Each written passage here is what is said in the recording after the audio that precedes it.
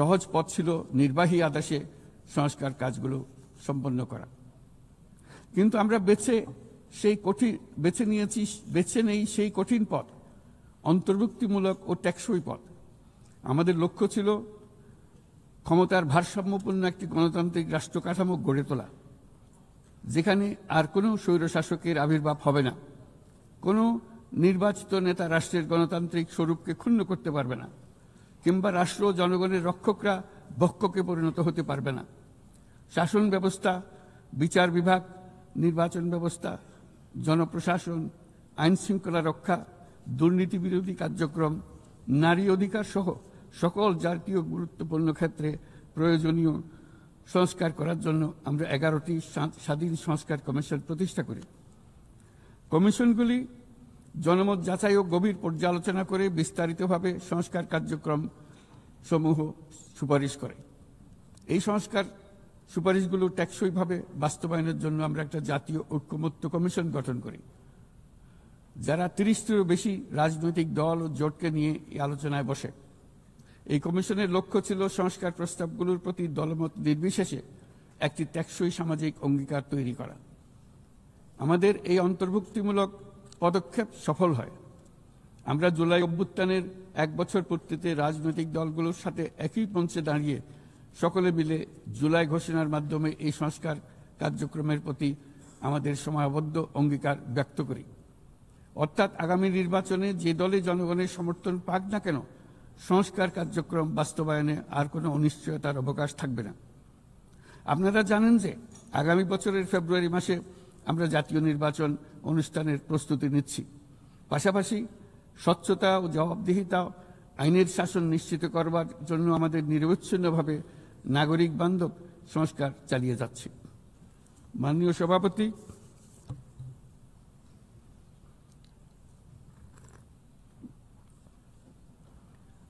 সভাপতি, গত বছর দায়িত্ব গ্রহণের কয়েক সপ্তাহের মধ্যেই আমি জাতিসংঘের মানবাধিকার বিষয়ক হাই কমিশনারকে আমন্ত্রণ জানাই পতিত স্বৈরশাসক কর্তৃক সংগঠিত মানবাধিকার লঙ্ঘন ও নৃশংসতার চিত্র উদ্ঘাটন করার জন্য। তারা মাঠ পর্যায়ে তদন্ত করে বিস্তারিত প্রতিবেদনের পাশাপাশি ভবিষ্যতে যাতে এই ধরনের অপরাধের পুনরাবৃত্তি না ঘটে সেই জন্য যেই সুপারিশমালা দিয়েছে তা আমরা আমাদের জাতীয় সংস্কার কার্যক্রমে যুক্ত করেছি। গত বছর সাধারণ পরিষদের অধিবেশনের পূর্বেই আমরা গুম সম্পর্কিত আন্তর্জাতিক কনভেনশনে যোগ দিয়েছিলাম। এখন এর বিধানসমূহ জাতীয় ক্ষেত্রে বাস্তবায়নের জন্য প্রয়োজনীয় আইন প্রণয়নের কাজ চলমান রয়েছে।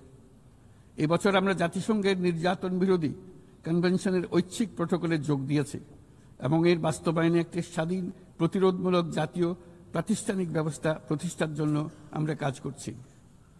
নিবর্তনমূলক স্বৈরতান্ত্রিক ব্যবস্থা হতে মানবাধিকার সুরক্ষাকারী একটি গণতান্ত্রিক রাষ্ট্র ব্যবস্থা গড়ে তোলার জন্য প্রয়োজনীয় কারিগরি সহায়তা বৃদ্ধির লক্ষ্যে আমরা আমাদের দেশে 3 বছর মেয়াদে জাতিসংঘের মানবাধিকার বিষয়ক হাই কমিশনারের একটি মিশন পরিচালনার অনুমোদন দিয়েছি, যা ইতোমধ্যে কার্যক্রম শুরু করেছে।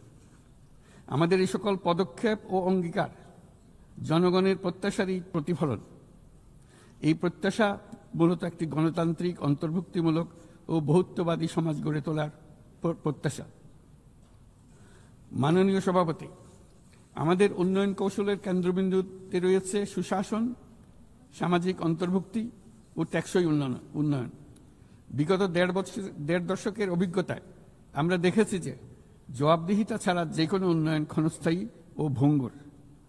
রাজনৈতিক হীনস্বার্থ ও দুর্নীতির উদ্দেশ্যে গৃহীত অবকাঠামো প্রকল্প শুধু যে অর্থনীতির উপরে চাপ বাড়ায় তা নয়, তার জনগণের কোনো কল্যাণও করে না। দায়িত্ব গ্রহণের পর আমরা একে একে আবিষ্কার করি দুর্নীতি ও জনগণের সম্পদ চুরি কি ব্যাপক বিস্তৃতি লাভ করেছিল এবং তার ফলশ্রুতিতে দেশের সামষ্টিক অর্থনীতির অবস্থা কি ভয়ানক, নাজুক ও ভঙ্গুর হয়ে পড়েছিল। আমরা এর অবসান ঘটাচ্ছি যেন আর কখনোই উন্নয়নকে জনগণের সম্পদ আত্মসাতের অজুহাত হিসেবে ব্যবহার করা না যায়। দেশের নাজুক অর্থনৈতিক পরিস্থিতি মজবুত করতে আমরা সংস্কারমূলক কিছু কঠিন কিন্তু প্রয়োজনীয় সিদ্ধান্ত গ্রহণ করেছি।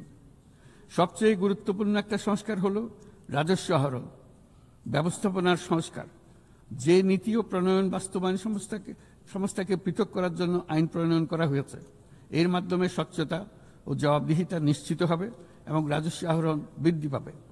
এই উদ্যোগগুলো সদ্য সমাপ্ত FFD4 সম্মেলনে গৃহীত সেভিয়া অঙ্গীকারের সঙ্গে সামঞ্জস্যপূর্ণ। আমরা আশা করি যে বাংলাদেশে যেমন সেভিয়া অঙ্গীকারের সাথে সামঞ্জস্য রেখে সংস্কার করবার চেষ্টা করছি, তেমনি উন্নত বিশ্বেও সেভিয়ার সামষ্টিক অঙ্গীকার অনুসারে তাদের দায়িত্ব পালনে আন্তরিক হবে। একই সাথে আমরা মনে করি আন্তর্জাতিক অর্থায়ন ব্যবস্থা, বৈশ্বিক আর্থিক প্রতিষ্ঠানগুলোর সিদ্ধান্ত গ্রহণ প্রক্রিয়া ও ব্যবস্থাপনার সংস্কার, একটি অন্তর্ভুক্তিমূলক আন্তর্জাতিক কর সহযোগিতার বৈশ্বিক কাঠামো, অবৈধ আর্থিক প্রবাহ ও দুর্নীতির বিরুদ্ধে সমন্বিত বৈশ্বিক পদক্ষেপ গ্রহণ এবং অবৈধ দুর্নীতিলব্ধ অর্থ পাচারকৃত সম্পদ পুনরুদ্ধারেও আন্তর্জাতিক সহযোগিতা বৃদ্ধি অত্যন্ত গুরুত্বপূর্ণ। মাননীয় সভাপতি, দেশের পাচার হওয়া অবৈধ সম্পদ পুনরুদ্ধার করা বর্তমানে আমাদের অন্যতম শীর্ষ অগ্রাধিকার। গত 15 বছরে দুর্নীতির মাধ্যমে শত শত কোটি ডলার অবৈধভাবে বিদেশে পাচার করা হয়েছে। আমরা নিরলসভাবে এই সম্পদ ফেরত আনার চেষ্টা করছি, কিন্তু সংশ্লিষ্ট দেশগুলোর আইনি প্রক্রিয়া এবং অন্যান্য নানাবিধ প্রতিবন্ধকতার কারণে আমাদের এই প্রচেষ্টা বারে বারে বাধাগ্রস্ত হচ্ছে। সংশ্লিষ্ট দেশগুলোর দৃঢ় সদিচ্ছা ছাড়া আমরা পাচার হওয়া অবৈধ সম্পদ পুনরুদ্ধারে সফল হতে পারছি না। বিশ্বের বিদ্যমান অর্থনৈতিক ব্যবস্থা উন্নয়নশীল দেশ থেকে সম্পদের এই অবৈধ পাচারকারীদের কার্যকরীভাবে প্রতিরোধ করতে ব্যর্থ হচ্ছে। কোনো কোনো ক্ষেত্রে আন্তর্জাতিক আর্থিক প্রতিষ্ঠানগুলোর বিধিবিধানগুলো বিশ্বব্যাপী বিভিন্ন ট্যাক্স হ্যাভেনে বিপুল পরিমাণে অবৈধ অর্থ স্থানান্তরে উৎসাহিত করছে। তাই যেসব দেশ ও প্রতিষ্ঠান এই পাচারকৃত সম্পদ গচ্ছিত রাখবার সুযোগ দিচ্ছে, তাদের আমি আহ্বান জানাচ্ছি তারা যেন এই অপরাধের সঙ্গে শরিক না হয়। এই সম্পদ তার প্রকৃত মালিককে অর্থাৎ কৃষক, শ্রমিক এবং সাধারণ করদাতাদের নিকট ফিরিয়ে দেন।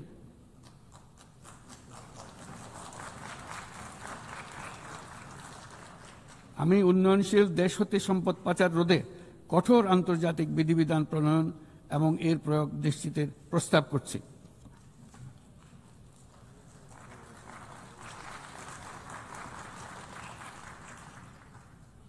মাননীয় সভাপতি, রাজস্ব খাতের ঐতিহাসিক সংস্কারের পাশাপাশি আমরা বাজার ভিত্তিক মুদ্রা বিনিময় হার চালু করেছি। ব্যাংক খাতে অ্যাসেট কোয়ালিটি রিভিউ, নতুন ব্যাংক রেজলিউশন অধ্যাদেশ, আসন্ন ডিপোজিট প্রোটেকশন অধ্যাদেশের মাধ্যমে শৃঙ্খলা ও স্থিতিশীলতা ফিরিয়ে আনছি। পুঁজিবাজারে সংস্কার, টাস্কফোর্স ও শক্তিশালী তদন্ত ব্যবস্থার মাধ্যমে তদারকি আধুনিকীকরণ করেছি। সরকারি ক্রয় ব্যবস্থায় ডিজিটাল টেন্ডারিং বাধ্যতামূলক করা হয়েছে এবং স্বার্থের সংঘাত সংশ্লিষ্ট তথ্য প্রকাশ বাধ্যতামূলক করা হয়েছে। পাশাপাশি নতুন পাবলিক অ্যাকাউন্টস অডিট অধ্যাদেশের মাধ্যমে জবাবদিহিতা আরও জোরদার করা হয়েছে। শুধুমাত্র আর্থিক স্থিতিশীলতা অর্জনের সীমাবদ্ধ না থেকে আমরা বিনিয়োগ বান্ধব পরিবেশ গড়ে তুলছি। বাংলাদেশ সিঙ্গল উইন্ডো এখন 19টি সংস্থাকে একীভূত করে কাস্টম প্রক্রিয়া সহজ করেছে। দ্রুত বাণিজ্যিক বিরোধ নিষ্পত্তির জন্য বিশেষায়িত বাণিজ্য আদালত গঠিত হয়েছে। বিনিয়োগ উন্নয়ন কর্তৃপক্ষ বা বিডা ওয়ান স্টপ সার্ভিস সাবলীলভাবে প্রদানের জন্য সমন্বয় কমিটি গঠন করেছে। নিয়ন্ত্রণ কর্তৃপক্ষগুলোকে একই ছাদের নিচে নিয়ে আসা হয়েছে এবং ভিসা ও ওয়ার্ক পারমিট প্রক্রিয়া সহজ করা হয়েছে। FDI হিটম্যাপ ও জাতীয় সেমিকন্ডাক্টর টাস্কফোর্স বিনিয়োগকারীদের কাছে উচ্চ সম্ভাবনাময় খাতগুলোর তথ্য সহজ ও স্বচ্ছভাবে তুলে ধরছে। বাণিজ্য লজিস্টিক্সেও উন্নতি ঘটেছে। চট্টগ্রাম বন্দরে গত আগস্টে কন্টেইনার হ্যান্ডলিংয়ে 27% প্রবৃদ্ধি ঘটেছে, যা দক্ষতার উল্লেখযোগ্য অগ্রগতি নির্দেশ করে। এসব উদ্যোগ অর্থনৈতিক শাসন ব্যবস্থাকে যেমন সুদৃঢ় করেছে, তেমনি বিনিয়োগকারীকেও নিরাপদ করেছে। এইসব সংস্কারের ফলে বাংলাদেশ এখন টেকসই ও অন্তর্ভুক্তিমূলক বিনিয়োগ ও অর্থনৈতিক প্রবৃদ্ধির এক পর্যায়ে প্রবেশ করেছে। এর পাশাপাশি এত স্বল্প সময়ে অর্থনৈতিকভাবে ঘুরে দাঁড়ানোর পেছনে আমাদের প্রবাসীরা গুরুত্বপূর্ণ অবদান রেখেছেন।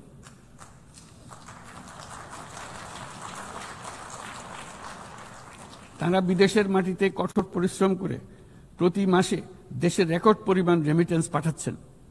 শুধু বাংলাদেশেই নয়, স্বাগতিক দেশগুলোতেও তাদের বিশাল অবদান রয়েছে। তারা সেখানে বহুল চাহিদা সম্পন্ন সেবা প্রদান করছেন। এটি তাই আমাদের জন্য যেমন তেমনি স্বাগতিক দেশগুলোর জন্য সমানভাবে লাভজনক। উভয় দেশের জন্যই তা উপকারী। এই প্রসঙ্গে আমি জানাতে চাই, আমরা শ্রম অধিকার সংস্কার নিয়ে এগিয়ে যাচ্ছি। ইতিমধ্যেই স্বাধীন শ্রম সংস্কার কমিশনের সুপারিশ বাস্তবায়নে একটি কমিটি গঠিত হয়েছে। বাংলাদেশ শ্রম আইন সংশোধনের কাজ চূড়ান্ত পর্যায়ে রয়েছে, যেখানে ট্রেড ইউনিয়ন প্রক্রিয়া সহজ করা, মাতৃত্বকালীন ছুটি বৃদ্ধি ও আনুষ্ঠানিক ও অনানুষ্ঠানিক উভয় খাতের শ্রমিকদের জন্য সামাজিক সুরক্ষা সম্প্রসারণের পদক্ষেপ অন্তর্ভুক্ত করা হচ্ছে। ট্রেড ইউনিয়নের জন্য অনলাইন নিবন্ধন ব্যবস্থা চালু করা হয়েছে এবং নিবন্ধন প্রক্রিয়াকে আরও সহজ করার জন্য বিষয়টি বিবেচনা করা হচ্ছে। পাশাপাশি শ্রমিকদের অধিকার সুরক্ষায় আমাদের অঙ্গীকারের নিদর্শন স্বরূপ সম্প্রতি আমরা ইসলামী সহযোগিতা সংস্থার লেবার সেন্টারের সংবিধানটি স্বাক্ষর করেছি। এই কারণেই আমরা নিরাপদ, সুশৃঙ্খল ও নিয়মিত অভিবাসনকে সমর্থন করি এবং যেসব দেশে প্রবাসী শ্রমিকরা যান সেসব দেশে তাদের জন্য সহমর্মিতা ও সুরক্ষা নিশ্চিত করার আহ্বান জানাচ্ছি। উন্নত বিশ্ব যেখানে বয়স্ক জনসংখ্যার চাপে ভুগছে, সেখানে বাংলাদেশ অতি সৌভাগ্যবান। আমাদের 60% বেশি মানুষের বয়স 35 বছরের নিচে। তাই অভিবাসন প্রক্রিয়াকে সহজ করলে তা উভয় পক্ষের জন্য উপকারী হবে। তরুণ জনসংখ্যার এই সুবিধাকে কাজে লাগিয়ে আমরা উন্নত বিশ্বের শ্রম সমস্যার সমাধান ও প্রয়োজন মেটাতে সক্ষম হব। মাননীয় সভাপতি, বাংলাদেশের তরুণ প্রজন্ম ইতিমধ্যে প্রমাণ করেছে যে তারা সমাজ পরিবর্তনের চালিকা শক্তি। আমরা তাদের দক্ষতা উন্নয়নে বিনিয়োগ করছি। তথ্য প্রযুক্তি, কৃত্রিম বুদ্ধিমত্তা, নবায়নযুক্ত শক্তি, পরিবেশ বান্ধব প্রযুক্তি সহ বিভিন্ন ক্ষেত্রে তাদের প্রশিক্ষণ দিচ্ছি। আমাদের লক্ষ্য হল প্রত্যেক তরুণকে শুধুমাত্র চাকরি প্রার্থীর পরিবর্তে আমরা তাদেরকে উদ্যোক্তা হিসেবে গড়ে তুলতে চাই। এই উদ্দেশ্যে আমরা জাতিসংঘের সঙ্গে অংশীদারিত্বে মাঠ পর্যায়ে তরুণদের সঙ্গে সরকারের শীর্ষ নীতি নির্ধারকদের যুক্ত করার একটা স্থায়ী মাধ্যম চালু করেছি। ইতিমধ্যেই এই বিষয়ে সারা দেশে একাধিক পরামর্শ সভার আয়োজন করা হয়েছে।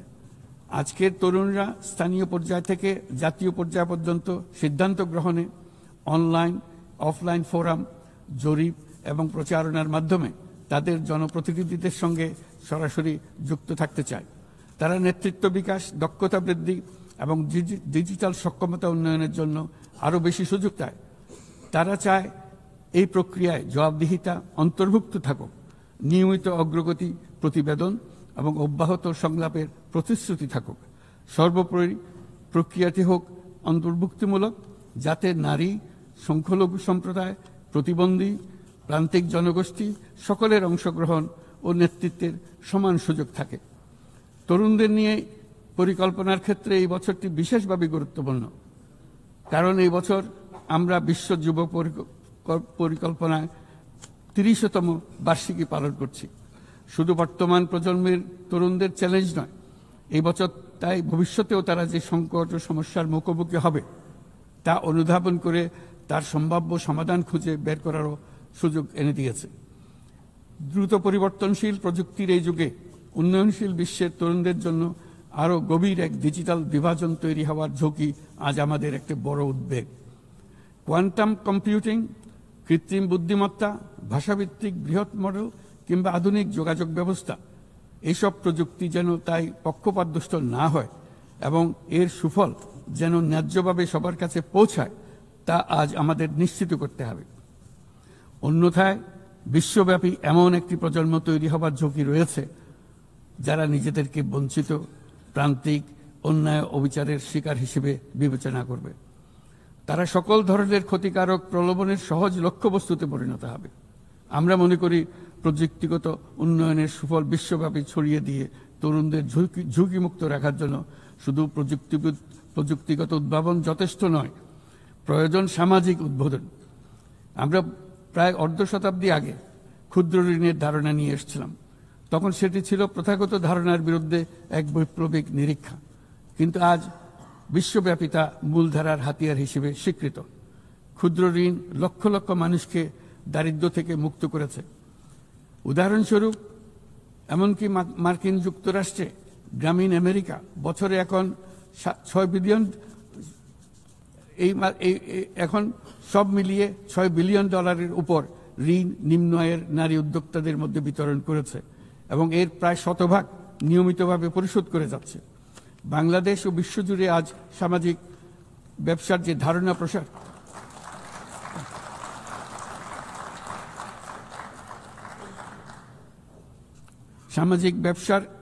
প্রসার করেছি, এটি এমন একটি ব্যবসা যার সম্পূর্ণ মুনাফা সামাজিক কল্যাণে পুনর্বিনিয়োগ করা হয়। সামাজিক ব্যবসা প্রমাণ করেছে যে প্রতি মানুষের উদ্যোক্তা হওয়ার সত্তা সামাজিক কল্যাণে এবং সামাজিক সমস্যা সমাধানে কাজে লাগানো সম্ভব।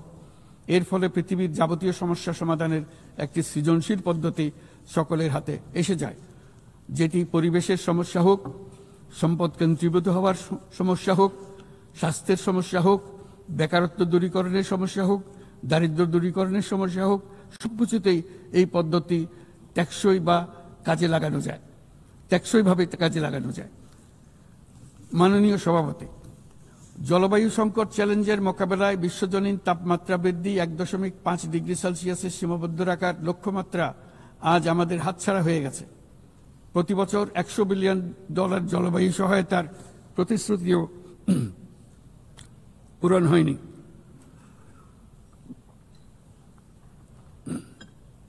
বরং যে ক্ষুদ্র অঙ্কের অর্থ বরাদ্দ হয়ে থাকে তাও কাগজে কলমে দেখানো হচ্ছে বহুগুণ হিসেবে। এটি সম্পূর্ণ অগ্রহণযোগ্য। আমাদের সন্তানদের ভবিষ্যতের জন্য এখনই কার্যকর ব্যবস্থা নিতে হবে। লস অ্যান্ড ড্যামেজ ফান্ড পুরোপুরি চালু করতে হবে। জলবায়ুর পরিবর্তনের বিরূপ প্রতিক্রিয়া প্রশমনের উদ্যোগ যেমন বাড়াতে হবে, তেমনি অভিযোজনেও সমান গুরুত্ব দিতে হবে। আর অভিযোজন প্রচেষ্টা হতে হবে দেশজ, স্থানীয়ভাবে নির্ধারিত এবং স্থানীয়ভাবে পরিচালিত। বাংলাদেশ ইতিমধ্যে স্থানীয়ভাবে সংবেদনশীল অভিযোজনের নীতিকে মূল ভিত্তি হিসেবে গ্রহণ করেছে। আসন্ন COP30 সম্মেলনে আমরা তৃতীয়বারের মতো জলবায়ু পরিবর্তন রোধ করবে আমাদের জাতীয় প্রতিশ্রুতি ঘোষণা করব, যেখানে জলবায়ু পরিবর্তনের বিরূপ প্রতিক্রিয়া প্রশমন লক্ষ্যের পাশাপাশি অভিযোজন উদ্যোগও থাকবে। বিশেষ গুরুত্ব পাবে ম্যানগ্রোভ বনাঞ্চল রক্ষা, জলাভূমি পুনরুদ্ধার করা। একই সঙ্গে আমরা আশা করি যে বৈশ্বিক সম্প্রদায়, বিশেষ করে উচ্চ কার্বন নিঃসরণকারী দেশগুলো তাদের দায়িত্বটুকু আন্তরিকভাবে পালন করবে।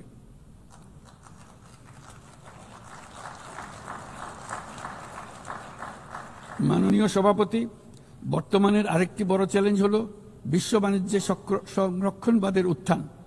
আমাদের সময়ে আমরা দেখেছি বাণিজ্য ও বিশ্বায়নের সুফল মাত্র 3 দশকে 100 কোটি মানুষকে দারিদ্র্য থেকে মুক্ত করেছে। এখন যদি আমরা উল্টো পথে হাঁটি তবে আমাদের সন্তানদের সেই সুযোগ আর থাকবে না।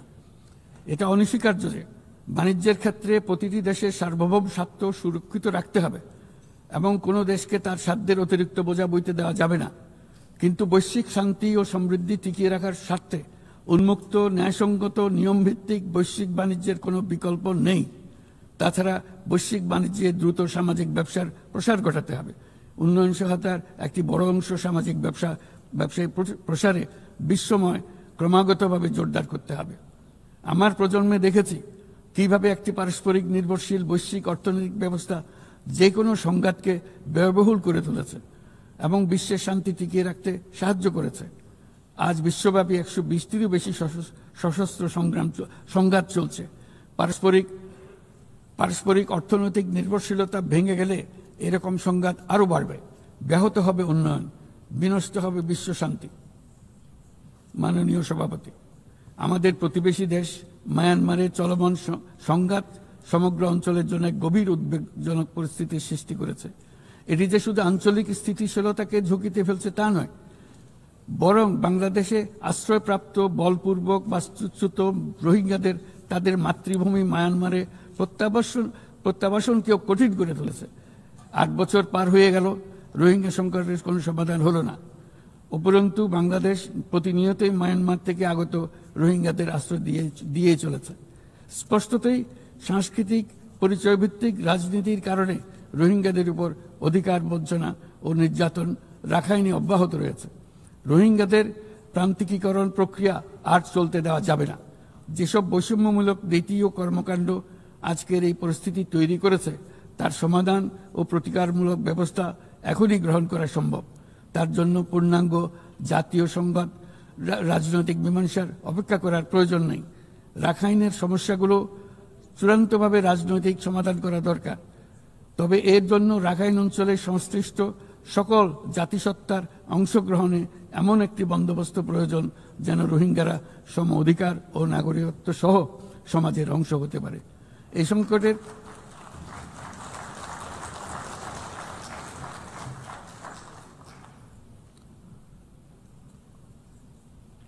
এই সংকটের সবচেয়ে বড় ভুক্তভোগী রোহিঙ্গারা, আর তাদের পরে বৃহত্তম ভুক্তভোগী হলো বাংলাদেশ। তবে আমাদের মনে রাখতে হবে যে রোহিঙ্গা সংকট কোনোভাবেই মায়ানমারের সঙ্গে বাংলাদেশের কোনো দ্বিপাক্ষিক বিষয় নয়, বরং আমরা শুধু একটি দায়িত্বশীল প্রতিবেশী এবং আন্তর্জাতিক সম্প্রদায়ের দায়িত্বশীল সদস্য হিসেবে আমাদের দায়িত্ব পালন করে যাচ্ছি।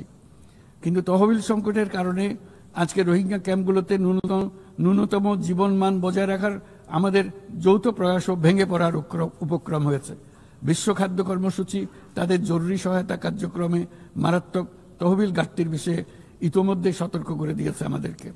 অবিলম্বে নতুন তহবিল না এলে মাসিক রেশন অর্ধেকে নামিয়ে এনে মাথাপিছু মাত্র $6 নামিয়ে আনতে বাধ্য হবে, যা রোহিঙ্গাদের অনাহার ও অপুষ্টিতে নিমজ্জিত করবে, যা তাদেরকে আগ্রাসী কোনো পদক্ষেপ নিতে বাধ্য করবে।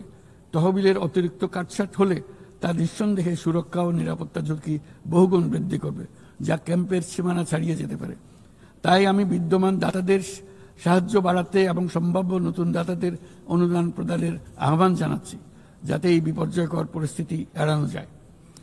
মানবিক সহায়তার জন্য নতুন ও বর্ধিত তহবিলের বাইরে আন্তর্জাতিক সম্প্রদায়কে অবশ্যই মায়ানমার সরকার এবং রাখাইনের অন্যান্য অংশীদারদের উপর ইতিবাচক পরিবর্তন ও দ্রুত রাজনৈতিক সমাধানের জন্য চাপ প্রয়োগ করতে হবে। অন্যান্য প্রতিবেশী দেশগুলোকেও তাদের দায়িত্ব পালন করতে হবে। রাখাইনে স্থিতিশীলতা আনতে আন্তর্জাতিক সম্প্রদায়ের যে কোনো যৌথ প্রচেষ্টায় সহযোগিতা দিতে বাংলাদেশ সর্বদা প্রস্তুত। আমরা আশা করি আগামী 30 সেপ্টেম্বরের উচ্চ পর্যায়ের সম্মেলন বিশ্বব্যাপী দৃঢ় সংকল্প ও তৈরি করবে এবং রোহিঙ্গাদের জন্য বাস্তবসম্মত আন্তর্জাতিক সহায়তা নিশ্চিত করবে, যেখানে তহবিল সংগ্রহ সর্বোচ্চ অগ্রাধিকার পাবে। একই সঙ্গে আন্তর্জাতিকভাবে একটি রোডম্যাপ গৃহীত হবে এবং সময়বদ্ধ কর্মপরিকল্পনা গ্রহণের মাধ্যমে রোহিঙ্গা সংকটের স্থায়ী সমাধান খুঁজে পাওয়া সম্ভব হবে। মাননীয় সভাপতি, শুধু মায়ানমার নয়, এবছর আমরা পৃথিবীর প্রায় প্রতিটি প্রান্তেই সংঘাত প্রত্যক্ষ করেছি। ইউরোপ, দক্ষিণ এশিয়া, মধ্যপ্রাচ্য, বিশ্বের সবচেয়ে ঘনবসতিপূর্ণ অঞ্চলে আমরা বাস করি। বিশ্বের আর কোনো অঞ্চলে এত সংখ্যক পারমাণবিক অস্ত্রধারী রাষ্ট্র এত অল্প দূরত্বে অবস্থান করছে না। তাই নিরস্ত্রীকরণ, পারমাণবিক অস্ত্রের বিস্তার রোধের গুরুত্ব আমরা গভীরভাবে উপলব্ধি করতে পারি। আমরা সময়ের সঙ্গে দুর্বল হয়ে পড়া বৈশ্বিক অস্ত্র নিয়ন্ত্রণ চুক্তিগুলোকে পুনর্জীবিত করার জন্য জোর দাবি জানাচ্ছি। বিশেষ করে মধ্যপ্রাচ্য ও দক্ষিণ এশিয়ায় পারমাণবিক অস্ত্রমুক্ত অঞ্চল প্রতিষ্ঠার আহ্বান জানাচ্ছি। একই সঙ্গে আমরা পূর্ণ স্বচ্ছতার সঙ্গে শান্তিপূর্ণভাবে পারমাণবিক শক্তি ব্যবহারের যে অধিকার প্রতিটি রাষ্ট্রের রয়েছে তার প্রতি পূর্ণ সমর্থন জানাচ্ছি। একটি দায়িত্বশীল দেশ হিসেবে আমাদের প্রথম পারমাণবিক বিদ্যুৎ কেন্দ্র চালু করার আগেই এই বছর আমরা আন্তর্জাতিক পরমাণু শক্তি সংস্থার আওতাধীন পরমাণু নিরাপত্তা ও বর্জ্য ব্যবস্থাপনা সম্পর্কিত যৌথ কনভেনশনে যোগদান করেছি। এই যোগদানের মাধ্যমে সর্বোচ্চ মানের পারমাণবিক নিরাপত্তা ও স্বচ্ছতার প্রতি আমরা আমাদের প্রতিশ্রুতি পুনর্ব্যক্ত করছি। মাননীয় সভাপতি, আমি সবসময় মানুষকে আশার বাণী শুনিয়েছি, কখনো ভয় দেখিয়ে কিছু করা আমি সমর্থন করিনি, কিন্তু আজ আমাকে সেখান থেকে সরে এসে ভয়ঙ্কর কিছু কথা বলতে হচ্ছে। আজ আমি সতর্ক করছি, চরম জাতীয়তাবাদ, অন্যের ক্ষতি হয় এমন ভূ রাজনীতি এবং অন্যের দুর্ভোগ ও পীড়নের প্রতি ওদেশশূন্য বহু দশকের পরিশ্রমে আমরা যে অগ্রগতি অর্জন করেছি তা ধ্বংস করে দিচ্ছে। এর সবচেয়ে মর্মান্তিক চিত্র আমরা দেখেছি গাজায়। শিশুরা না খেয়ে অকাল মৃত্যুবরণ করছে, বেসামরিক জনগোষ্ঠীকে নির্বিচারে হত্যা করছে, হাসপাতাল, স্কুল সহ একটা গোটা জনপদ নিশ্চিহ্ন করে দিচ্ছে। জাতিসংঘের স্বাধীন তদন্ত কমিশনের সাথে আমরাও একমত যে আমাদের চোখের সামনেই একটি নির্বিচার গণহত্যা সংঘটিত হচ্ছে। আমাদের দুর্ভাগ্য যে মানব জাতির পক্ষ থেকে এর অবসানে আমরা সর্বোচ্চ চেষ্টা করছি না এখনো। এই অবস্থা চলতে থাকলে ভবিষ্যৎ প্রজন্ম ও ইতিহাস আমাদেরকে ক্ষমা করবে না।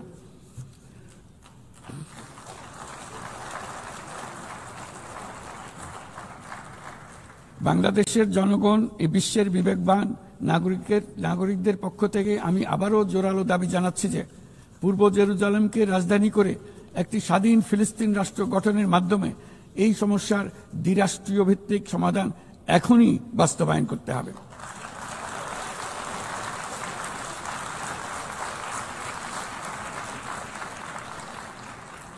শুধুমাত্র 1967 সালের পূর্বের সীমারেখার ভিত্তিতে যেখানে ইসরায়েল ও ফিলিস্তিনি শান্তিপূর্ণ সহাবস্থানে থাকবে তখনই ন্যায় বিচার সম্পূর্ণভাবে কার্যকর হবে। মাননীয় সভাপতি, বাংলাদেশে আমরা বিশ্বাস করি যে আমাদের একটি শান্তির সংস্কৃতি আমরা গড়ে তুলব, যেখানে সর্বস্তরের সহনশীলতা, অহিংসা, সংলাপ ও সহযোগিতার মূল্যবোধ প্রতিষ্ঠিত করা হবে। গত 3.5 দশক ধরে জাতিসংঘের শান্তিরক্ষা কার্যক্রমে অন্যতম শীর্ষ শান্তিরক্ষা প্রেরণকারী দেশ হিসেবে আমাদের অংশগ্রহণ বৈশ্বিক শান্তি ও নিরাপত্তার প্রতি আমাদের নিরবিচ্ছিন্ন অঙ্গীকারের এক বাস্তব প্রমাণ। এমনকি এই মুহূর্তে প্রায় 6,000 বাংলাদেশি শান্তিরক্ষী বাহিনী বিশ্বের সবচেয়ে সংঘাতপূর্ণ অঞ্চলগুলোতে জাতিসংঘের আওতায় দায়িত্ব পালন করছে। আজ পর্যন্ত মোট 168 জন বাংলাদেশি শান্তিরক্ষী তাদের দায়িত্ব পালনকালে শহীদ হয়েছেন। একাধিক গবেষণায় একথা বারবার প্রমাণিত হয়েছে। জাতিসংঘের শান্তিরক্ষা কার্যক্রম অন্য যে কোনো একপাক্ষিক শান্তিরক্ষা উদ্যোগের তুলনায় অধিক টেকসই এবং কার্যকর। তাই বিশ্বের শান্তিরক্ষাকারী এই কার্যক্রমের ধারাবাহিকতা ও কার্যকারিতা রক্ষায় আমরা জাতিসংঘের শান্তিরক্ষা অভিযানের জন্য স্পষ্ট ও বাস্তবসম্মত ম্যান্ডেট এবং পর্যাপ্ত বাজেট বরাদ্দের দাবি জানাচ্ছি। শান্তিরক্ষীদের নিরাপত্তা এবং তাদের বিরুদ্ধে সংঘটিত অপরাধের জবাবদিহিতা নিশ্চিত করাও সর্বোচ্চ গুরুত্বের সঙ্গে বিবেচনা করা উচিত। দেশে এবং আন্তর্জাতিক পরিসরে বহু ভাষিকতাকে বাংলাদেশ সক্রিয়ভাবে উৎসাহিত করে, কারণ আমরা বিশ্বাস করি যে ভাষাগত ও সাংস্কৃতিক বৈচিত্র্য পারস্পরিক বোঝাপড়াকে আরো গভীর করে। একবিংশ শতাব্দীতে কোনো সমাজেই ঘৃণা, অসহিষ্ণুতা, বর্ণবাদ, বিদেশিদের প্রতি বিদ্বেষ বা ইসলাম বিদ্বেষীদের কোনো স্থান নেই।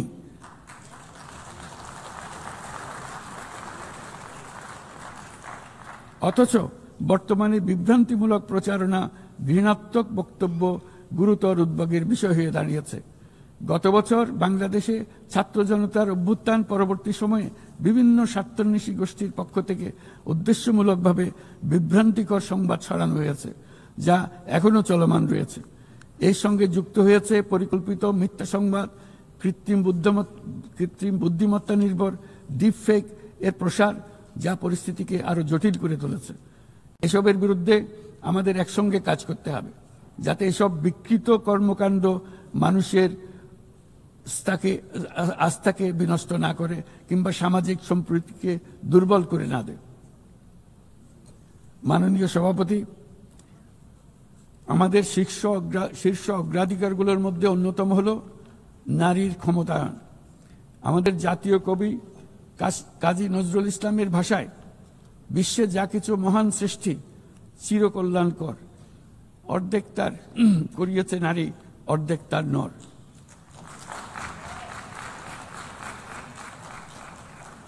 প্রকৃতপক্ষে বর্তমান বিশ্বে অনেক গুরুত্বপূর্ণ ক্ষেত্রে নারীদের অবদান অর্ধেকেরও বেশি। এই মাসে বাংলাদেশে প্রথমবারের মতো unpaid household production satellite account জরিপ প্রকাশিত হয়েছে। সেখানে দেখা যায় যে অবৈতনিক পরিচর্যা ও গৃহস্থালী কাজে শতকরা 85 ভাগেরও বেশি কাজ নারীরা একাই করে থাকেন। যার অর্থমূল্য আমাদের স্থূল দেশজ উৎপাদনের প্রায় 16%।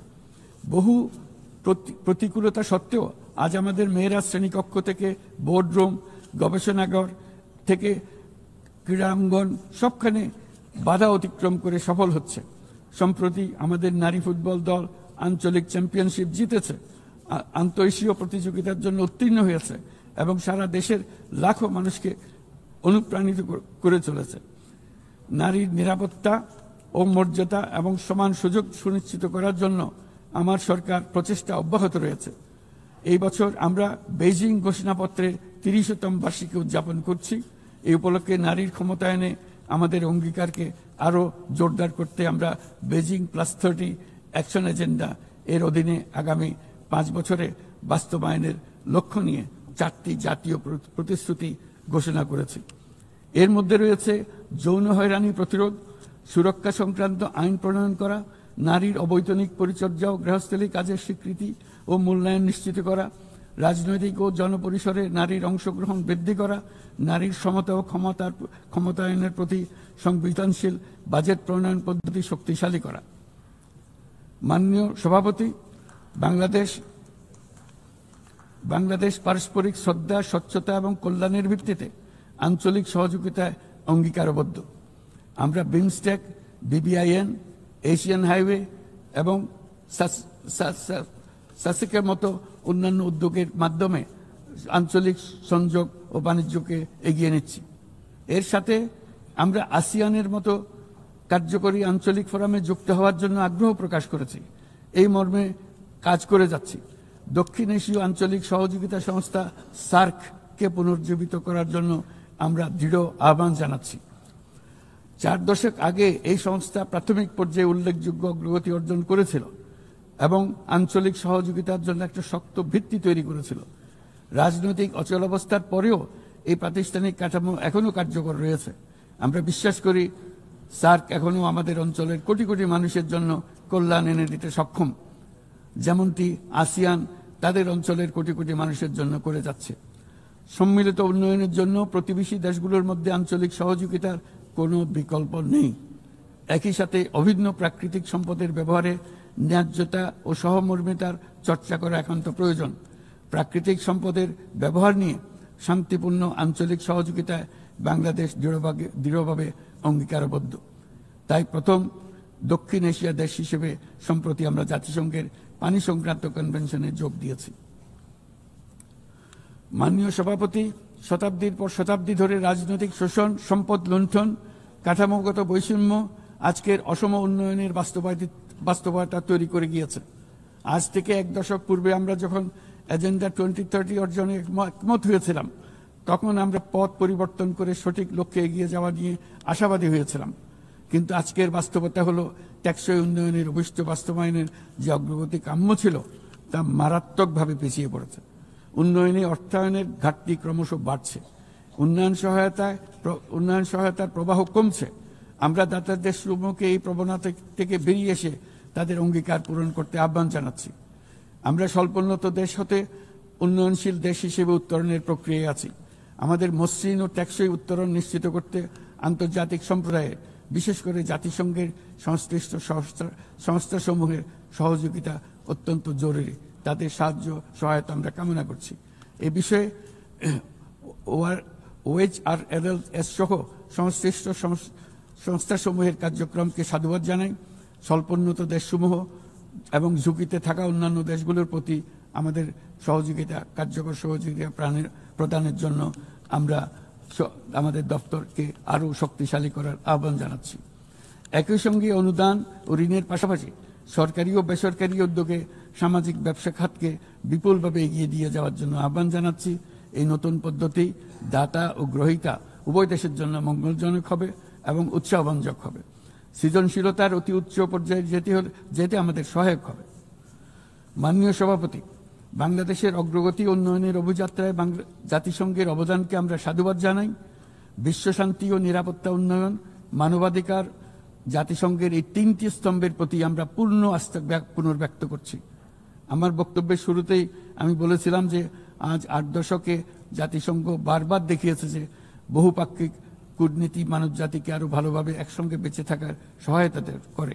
তবু এর ৮০তম বার্ষিকীতে আমাদের স্বীকার করতেই হবে যে বহুপাক্ষিক কূটনীতি আজ নানা রকম চাপের মধ্যে রয়েছে।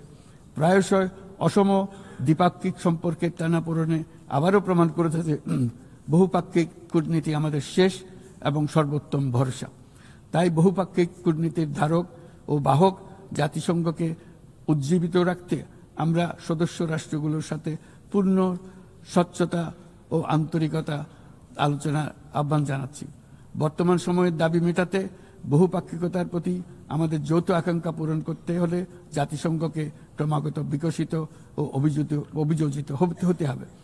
আমার এই মর্মে আমরা মহাসচিবের UN80 উদ্যোগকে স্বাগত জানাই।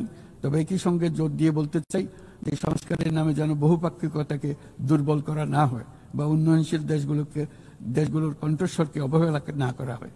সংস্কারের একমাত্র লক্ষ্য হওয়া উচিত মাঠ পর্যায়ে বাস্তব ও ইতিবাচক পরিবর্তন আনা।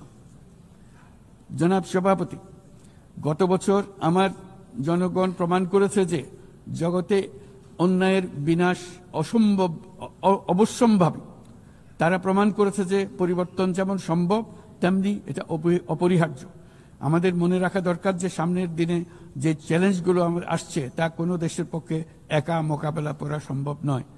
একই সঙ্গে আমাদের এটাও মনে রাখতে হবে যে বর্তমান পৃথিবীতে কোনো একটি দেশ সংকটে পড়লে অথবা বিশ্বের কোনো এক প্রান্তে সংকট দেখা দিলে সমগ্র বিশ্বের নিরাপত্তায় ঝুঁকির মুখে পড়ে যায়। আমাদেরকে ৩-০ পৃথিবী গড়ার স্বপ্ন নিয়ে অগ্রসর হতে হবে। তরুণরা ৩-০ বাস্তবায়নের সৈনিক হয়ে বড় হবে।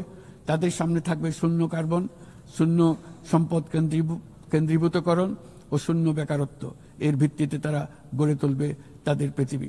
৩-০ পৃথিবী গড়া জাতিপুঞ্জের সকলের স্বপ্ন হোক, এই কামনা ব্যক্ত করে আমার বক্তব্য এখানে শেষ করছি। সবাইকে ধন্যবাদ, অসংখ্য ধন্যবাদ।